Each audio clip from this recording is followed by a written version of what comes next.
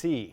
According to the sheriff's office, the permitted route complies with the requirements of that gun zoning map.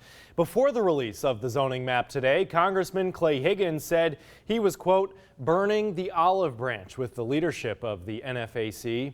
A month ago, Congressman Higgins posted a threat against the group on Facebook, which Facebook later removed. Higgins now says that he recognizes the NFAC's right to peacefully assemble and does not believe the assembly carries any violent threat. 3's on the street tonight. Katie Easter joins us live in downtown Lafayette with more on the context of the map. Katie.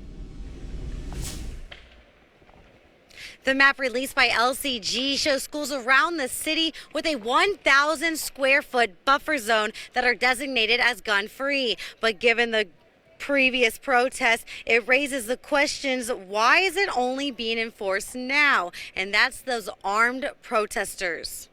We weren't aware of any type of zone that we couldn't do anything in. Law enforcement say, you guys are good, hey, it's all good. When they tell us that, we're going to keep it going.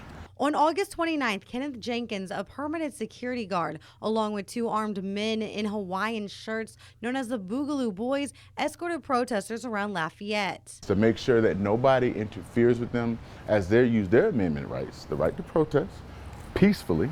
And since people are getting violence and threats through Facebook, social media, it was my job and a few others that volunteered to make sure that everything was done safely. The protesters went on UL's campus, a gun-free zone, according to state law.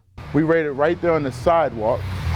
The law enforcement pulled right in and they stopped to make sure that we wouldn't go in there and do anything. According to a gun-free zone map issued by the Lafayette Parish Sheriff's Office, on Thursday, the Boogaloo Boys were in violation and under law could be arrested. They are not alone. Days later, a group known as the Louisiana Cajun Militia was also in the gun-free zone with guns. Cajun Militia, Boogaloo Boys, we've all been in this zone, so it's like, what's really going on? Tell us, what's really going on? We want answers.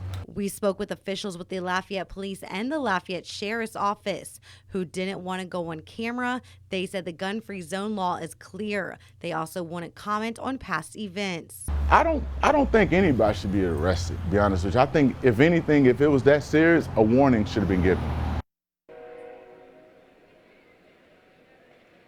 We know the group has a permit to march, but given the gun restrictions, we're unclear where that march is going to take place. 3's on the street in Lafayette. Katie Easter, KTC TV3. And the main branch of the Lafayette Public Library will be closed on Saturday. A post on their Facebook page explains they are closing because of the activities downtown.